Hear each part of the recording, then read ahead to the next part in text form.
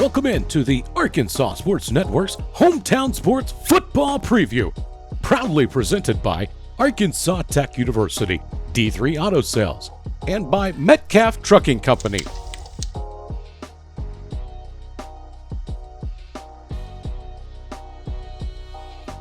Today we sit down with the head coach of the Ashdown Panthers, Eric McCaslin.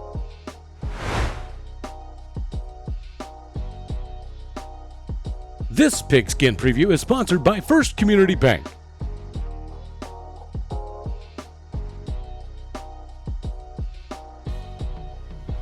Hello everyone and welcome into the Hometown Sports Arkansas Football Preview presented to you by the Arkansas Sports Network. Alex Gallion alongside me is the brand new head football coach of the Ashdown Panthers, Coach McCaslin. Coach, thank you so much for taking the time out of your afternoon to be a part of the Hometown Sports Arkansas Preview, man. How you feeling? Man, I'm feeling wonderful. It's actually football season. Yes. You know, we're out for dead weeks. As much as I hate dead weeks, it's part of Arkansas football, but we're back after it, so now it's just straight football. We're back into it. We got back to practice the last couple of days. Even with the weather, it really didn't bother us. It rained all night, but we got to practice today, so looks like it's going to be clear the rest of the week, so I think we're going to be ready to go. I would ask you about last season, obviously, but you just talking to me, this is your first year. You came from, if you want to tell the camera. Yeah, I actually was offensive coordinator at Hope. I've been there 4 years. I was there for 5 years. I was defensive coordinator the first time whenever I got there. We played Ashdown every year that I've been at Hope, so I'm pretty familiar with the team and who all was here. So last year, I mean, they're a 3-round deep playoff team. I mean, you can say whatever you say about the record, like all coaches across America, once you get in the playoffs, you never know what'll happen. But to go 3 rounds deep, play the teams they played, the caliber they played, I mean, you got good pieces here. And I think a lot of things that we're missing here were off the field things. It was focus. It was maybe offensive scheme and stuff. I don't know. I know the weight room is the one thing I changed a lot whenever I first got here. We got a brand new weight room coming in. It'll be in by the end of this week, first of next week, because we lift weights 5 days a week. And I tell the kids it's non-negotiable. If you want to play football at Ashdown, you lift weights 5 days a week. If you don't want to, you don't. And you've seen some kids that, you know, have backed down from that, decided this ain't for them, which everyone knows that. I mean, this football. It's not for everybody. It's not for everyone. The grind is not for everybody. It wasn't for me. Right. And I mean, and that's what it is. Yeah. And all I've ever asked them is to be honest with themselves, be honest with who they are and the work ethic. And some of them begin to be that. Now, if we begin the season with 46, like what we have in a roster, I don't know. We got to finish through the summer first, and these guys have to buy into the weights part first. And that's kind of where we started, this weight room. I want to ask you some of the returning players. Yes, sir. From last year, if you can name any. Oh, yes, sir. So Hayden Ziegler is coming back on defense. He's going to be one of our inside linebackers, the inside linebacker last year. He's about 6'1", probably 225, 230 pounds, reads it really well, quarterback in the defense. Been a really good leader, been up here every day, been up here all the time, holding kids accountable, trying to be vocal with what he does, strong in the weight room and things. So Hayden Ziegler definitely for defense is going to be a big-time one that we love that we have back. Offensively, I mean, you were talking about, just from my perspective, our quarterback, Jared Baker. We call him JB. He's back. He's a senior from last year. He's a senior this year. He played last year, some in and out with Grayson Poyer, who was the starting quarterback last year for him. JB was the better thrower, but of course the offense was more of a running offense, so they kind of stuck with Poyer. Yes. JB's 6'3" yards in the air, standing still. Progression reads, starting to build on that, doing a really good job of that, seeing the field, understanding football. Which, if you're in a throwing offense, especially in an air raid offense, the understanding of football, understanding windows, understanding second window, first window, timing, understanding where that throw has to be based off of coverage. A lot of that stuff is brand new, especially for someone that's never done it. But he's a 3.75 GPA kid, really, really intelligent. Like I said, been up here, texts me, calls me, asks questions all the time about what we're doing. So his cognitive abilities, I think, has helped him. And I think that's what's going to show to everyone. I think everybody's going to be like, who is this kid? Yeah. I think he's going to be the real one. Everybody knows the Walton. Everybody knows Braden. They know Braden, the big receiver. They know you got. But they're always wondering, well, who's going to throw it to him? Who's going to throw it to him? It's going to be kind of like what Malvern was last year with Dupree and just throw it to Caradine off the play action. And it's not. We have enough weapons all over the field where we're going to be able to stretch people horizontally and vertically all season long. And I think that's going to be the big exciting thing here is we have athletes here that can go, that has some speed, not overwhelming, but have some speed. They also have length, size to be able to go. I think the strength side get caught up with the rest of the conference. I mean, I think we're right there, top two with Nashville, Arkadelphia, Bauxite. We can be right there in that conversation. How do you think JB is going to perform his senior year? Not how is he going to perform? How do you think he is doing? Like trying to transition into obviously not playing quarterback last year. Right. He can throw the ball, but didn't play quarterback. Right. Now he's starting quarterback for you. Right. How do you think he's going to transition that, especially this being his senior year? Well, it's been refreshing because, like I said, we do a lot of 7-on-7 stuff. Yes. To see progression reads, because anybody can one person read half your quick game, old school offense, pro eye. One guy read, he does this, you throw it here. He does this, you throw it there.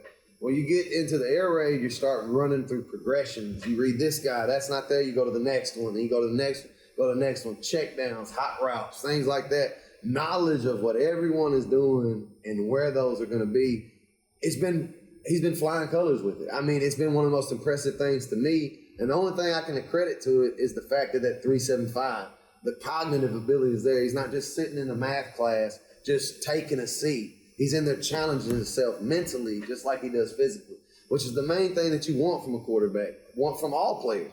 Challenge yourself mentally like you challenge yourself on the field physically. It can't be one-sided. Today's age of football, if you're not smart, it's hard to put you on the field. If you don't understand what's going on, it's hard to stick you out there on the field. Yes. So, I mean, I think for me, with JB's cognitive abilities, I think he's gonna do great. I mean, just to see him being able to read progressions and the questions that he asks, they're not random questions. They have meaning behind them. There's something that he's really trying to get, and he just doesn't understand it. And as soon as you tell him, clicks, and then he's right there. Now it's just like shining light in his eyes.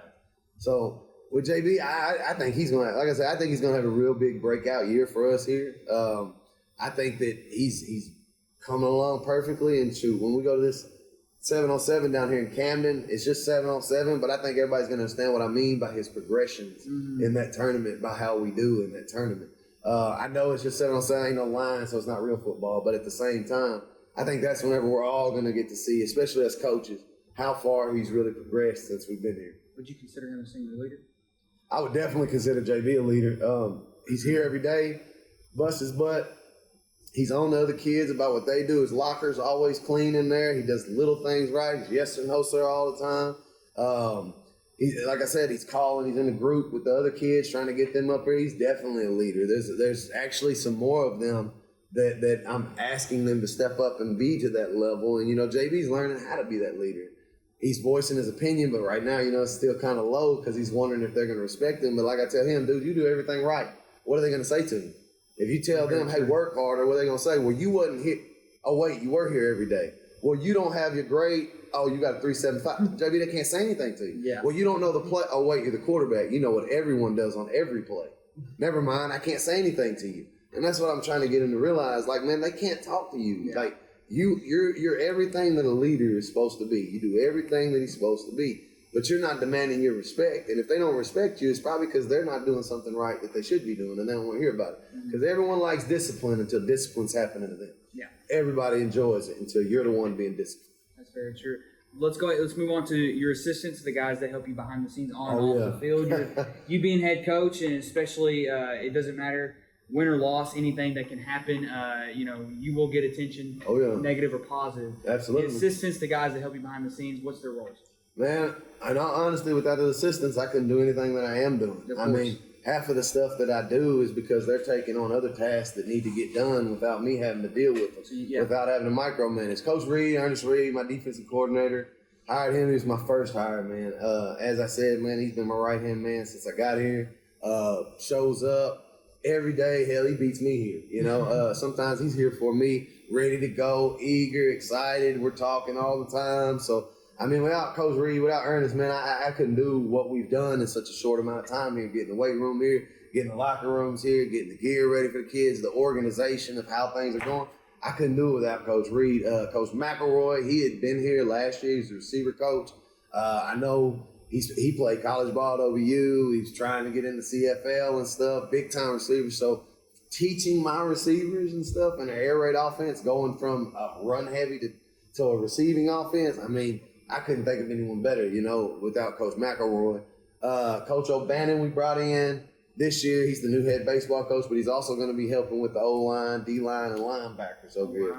Wow. Man, he's sharp, both of them, football, baseball. He's sharp on both of them. Hard worker, Well, been Ashdown's dedicated. definitely known for baseball. Oh, yeah, That's for yeah, sure. yeah. And see, I'm an assistant now. So Yeah. me and him, I'm Okay. assistant baseball. He's the head baseball. Oh, wow. So we're going to try to flip that around and go chase a ring there, too, because I was the head baseball coach over there at Hope. So, Yes.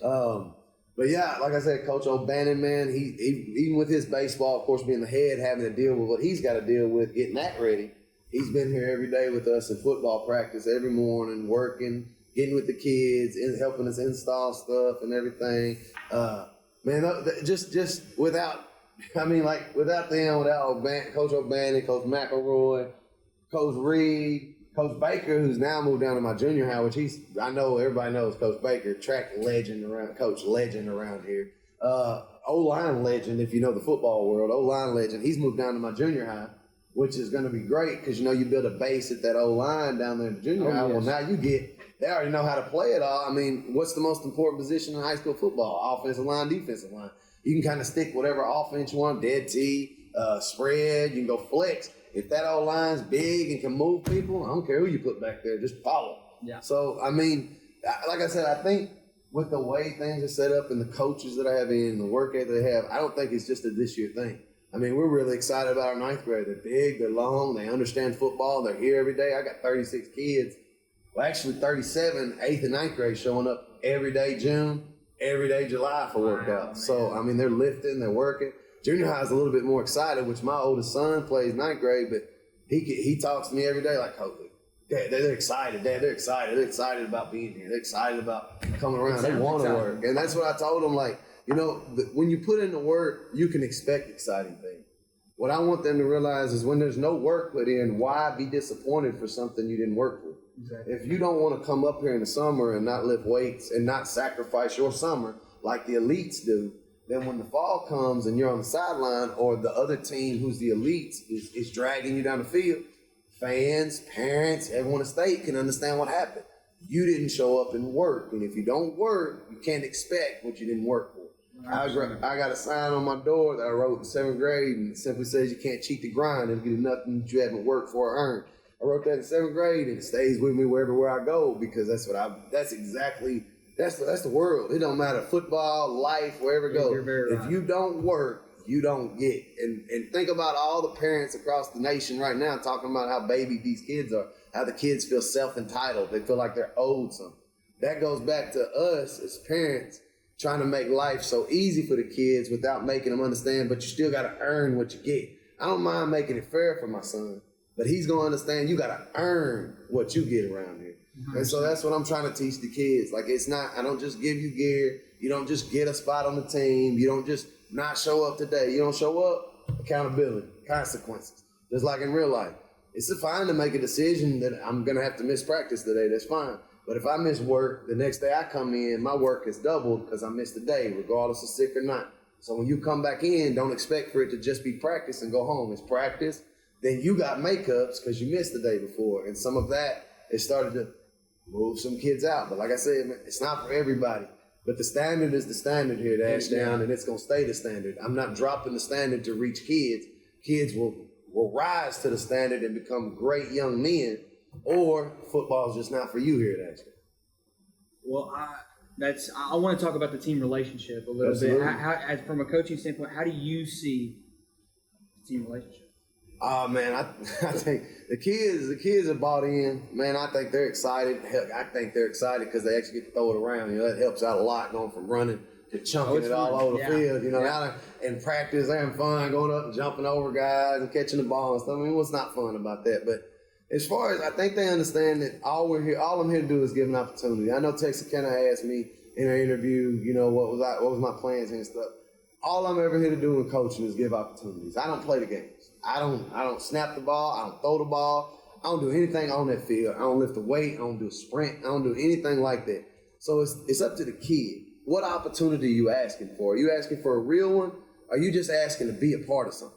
If you really want a chance, man, then come lift weights because the door is open 5 days a week. You don't need an anytime membership, right? You come up here with a weight program. We got maxes, percentages. I follow them with their maxes just like you would say, a classroom teacher with their permanent record, right? They can tell their GPA. I can tell percentage every year that they're climbing on a bench press mat. Percentages, not just weight, percentages, Yes. percentage gains. So now I can see, does the workout need to change? Does something need to change? Are we not getting something we need to? If you got anything, any knowledge of being able to work out, then that's what you create for them. You bring them opportunities, and now the opportunities is where the relationship comes from. Because they see that, man, this dude don't want nothing. He just wants to give. He just wants to give. And that's what I told my staff. All we're trying to do is give. Give you whatever opportunity. Y'all win a title, we don't get a raise. Y'all win state year after year, we don't get nothing. They ain't giving us nothing for that. We get to watch y'all grow up as young men, develop into men that are going to lead this country one day. So when I'm old, I don't have to worry about how everything's going to go. I understand there's some boys that grew up and became men in my program that are going to help lead this country one day. And that's what I tell them. Like, that opportunity's yours. It seems so far-fetched, but like I said, Clinton's from Hope, right? You know, Monteric Brown, NFL, he's from Ashdown. Guys, big things happen around here all the time. Yeah. You just don't open your mind to that. But that's all this is, man. It's an opportunity, and I think that's what's helped our relationship as far as the coaches with the kids, is that all they see is, man, they're here. You know, I see coaches from Nashville. You can even look Arkansas High. If you look at all their workouts, even look up the street, everybody says Monday through Thursday, Monday through Thursday. We Friday. So every day you get an extra day up on everybody else around here. Why? Because I'm a coach that's not going to say, well, it's Friday. This is my summer. I'm finna take off. I'm here to give opportunities. I'm under contract. I'm getting paid. So if I'm going to get paid, I'm going to get paid for doing something, not getting paid for doing nothing. Exactly. This is not going to happen. That wasn't the way I was raised. You work, you get paid. You don't work, you get nothing. It's just how life works. I agree. Yeah. I do. I want to talk about the offensive scheme. Obviously, you guys are Absolutely. bringing, you don't have to go into great detail about this, but you're bringing your offensive scheme from Hope over here to Ashdown. What's that look like? Yes, sir. Like I said, we're air raid offense, and all that means to me is I'll throw it 30 times and run it 5. It doesn't matter to me. If throwing it all night's working, I'm going to throw it on you all night. It's just the way it's going to work. All I'm looking for is the plays that I got, getting an athlete in space and letting the kid go make a play. Goes back to what I mean about showing up in the summer. A lot of schools, what are they trying to do? I'm trying to get you one-on-one. That way I can say my kid comes to the summer workouts. Does yours? We're going to find out here in just a second. Because I'm going to create one-on-ones all game long for my kids to be able to win. Most coaches scared of man-to-man. My whole thing, I want them to get man-to-man. Yeah. If they get man-to-man, now it's my kid versus your kid. What's the scheme there? Exactly. You know, ain't no scheme there. My kid, your Who's kid. better? Yeah, who's better? Who showed up? Who's the Yeah. guy? And then for me, you know, the little added benefit is I got Walton out there. I don't know how many other corners in our conference are in 4A are wanting to go up against a 4-star receiver out there that's, getting offers from Missouri and Arkansas and all that. I don't know how many of them want to go out there and deal with that. So, I mean, I think that's what's going to be one of the most special things with my offense is actually over here having that caliber an athlete, whereas at Hope, it seemed like we were always behind the 8 ball as far as the athlete because we're playing Parkview. You're not going to out-athlete Parkview. You're playing Camden, and everybody knows the freaks, athletes down there in Camden. Yeah. So I think now I actually get to see my offense where we're some of the top athletes. We're the ones that are the better athletes going, or the ones with the more speed, the more length going against those teams. I know that you got the Arkadelphias, Nashvilles, and Malvern, but I mean, at the same time in 4A, it's always 7-4A, some of the top schools, top teams to beat. I mean, especially get rid of them private schools. That's very true. But like I said, offensively, man, I think I'm simple. I'm simple. Whatever works, I'm gonna use it. Yeah. I'm gonna keep using until you change something. I put it on my kids. Like I said, we come and work in the summer 5 days a week. We're gonna find out if you do. I mean, I don't know if you do or not, but we're gonna find out. What's that defensive scheme looking like, Coach? Man, we're odd front. We're gonna be a multiple defense, but we're odd front, 3-4 base scheme, tight front. Kind of like what you're seeing all colleges go to, dealing with the spreads, dealing with these. It kind of changes angles, blocking angles. It changes double teams. It opens up more linebackers on the field, being able to scrape, move. Yeah, most people think those odd front, tight fronts are for covers, but in a lot of ways, I'm going to tell you, me, as someone who's went against tight fronts, it's more difficult to run on some of them than it is to actually throw on them just because of the rules that you're normally teaching for your base runs change within that tight front with what they do. So we'll be a real multiple scheme. We'll do multiple. We'll have 4 up front, some odd up front, some. We'll go man on the backside, mix it up with some zone. But, I mean, we'll be odd front for the most part, I think. We'll be probably odd front. I want to talk about the schedule coming up a little bit preseason. I know you said that you've been kind of struggling to find a week 0 game. Man. I want to talk about, the non-conference, and then we'll talk about conference. I know you mentioned Parkview earlier. Yes, That's sir. something we'll talk about, 2-time defending state champion. Yeah, that was over at Hope. I'm glad I ain't got to deal with them no more. I'm glad I don't have to deal with them no more. So non-conference, we got Hope, and we got Idabel, Oklahoma still. That was already on the schedule. I know Idabel last year, just looking at film, I know they got a big-time running back, big-time receiver coming back that did really well for them last year. Had some speed, had not really just oversized, but had some decent team. Hope, I know coming from there, I know them kids, I know what they got when I left, but that's not to say what they've been doing working in the offseason. Like I said, I always say this about Hope. There wasn't a lot of us, and that's why you saw a lot of the results that you got. If there were more kids at Hope wanted to play football, you would see a lot different results over there if there was more of them that wanted to come out. But it's becoming a soccer school, and it's sad to say, but it is. But as far as our non-conference schedule, I mean, Hope's going to be one of the, like I said, they're going to be a challenge up front. They're going to be big. They're going to be strong. I know because I know what they were doing in the weight room. I know how that stuff looks. They're going to almost be everybody across the front. It's going to bench press about 270 and up across the thing. Dominique over there, one of their big linemen, he's going to be probably a college prospect by the end of all this. Wished I could have got him down here, but he's about 6'2", probably 300 pounds, benching 450, and going to squat almost 600 pounds. 600? And can move. Wow. Yeah. Well, no, 530, I think was the last one. So, That's still very, very impressive. Oh, man, he's going to be a dude, man. He's got to learn to play the O-line, but like I said, I know what they're going to have. They're going to be big. They're not going to have the skill on the backside, so I think that's going to be kind of a factor of the trenches. Like, can we sustain the trenches against some bigger guys with some things? As far as the rest of our non-conference, I've been trying to get a week 0 or a week 1 and just hadn't been able to find nobody. Everybody's full and everything, so as y'all are going around, if y'all hear anybody, let me know.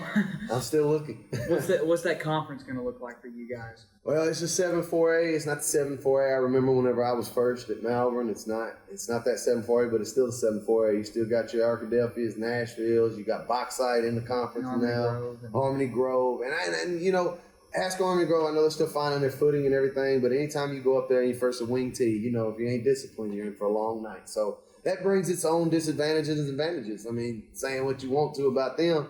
I know Genoa's coming back in. They've been 8-man the whole time, so it'll be new to see kind of what they're going to bring to the conference, the kids that they're going to have. And then Fountain Lake coming back from it. I know they got a real young class, sophomores, a bunch of sophomores. They're going to try to lead that team through there. So, but outside of those two teams, I mean, that are coming back from 8-man, I mean, you just never know in the conference. From what I say, I mean, like I said, Ashdown finishes 5th and with the record they have, and then goes 3 rounds deep in the playoffs. So you just never know in this conference. It's traditionally always got at least 2 from here that are competing, in the playoffs every year. So it could be a toss-up. Absolutely. I think with what we have coming back, I think there's no reason top 3 we're not competing in that area. I know we're going to have to learn and build on what we've brought in, but with the pace that we've been picking everything up and the kids have been showing up and grinding and stuff, I mean, I don't see how we couldn't compete.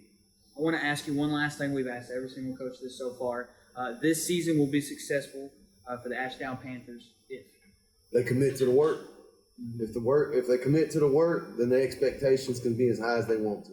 If there's no commitment, full out commitment to the work, then you're always going to leave that what if moment. So it's got to be a full commitment to the work. Coach, I appreciate you so much. Thank you, sir. Wish you the best of luck this upcoming season. You guys definitely sound very interesting as a team, and I think I would love to come down here and watch a game, but I'm from Northeast, so it's a long drive. But I want to, ladies and gentlemen, the Ashdown Panthers are going to be definitely a must-watch team this season in Class 4A. Don't forget, you can check out all the hometown Arkansas sports previews all live here on the Arkansas Sports Network on YouTube and Facebook, and like us on Instagram at ARSportsNet. I'm Alex Gallion, and we'll see you next time.